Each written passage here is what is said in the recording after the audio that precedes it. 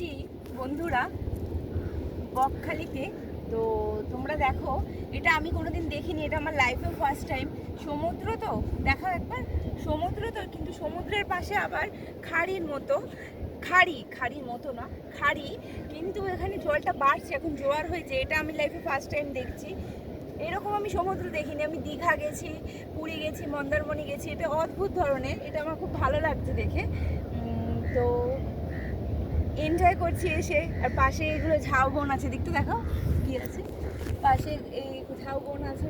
ওখানেও সেম, যেমন আমরা পুরীতে, বেসিক্যালি পুরীতে আমরা দেখি যে সমুদ্রের ধারে ডাব নানান কিছু নিয়ে বসে থাকে, সেই রকম কিন্তু দীঘাতে আমরা এই রকম একটা ভাইবস না পেলেও সেই ভাইবসটা কিন্তু দেখছি বকখালিতে আছে, দীঘাতে নেই। পুরীতে এইগুলো আমরা দেখতে পাই।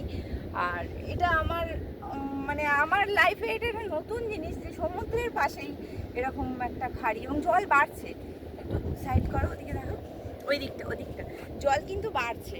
এখন জোয়ার এসে গেছে। আমার ইচ্ছা ছিল ওইদিকে, ওই সাইডে যাওয়ার, কিন্তু এখানে এতটাই জল যে আমরা যেতে পারবো না।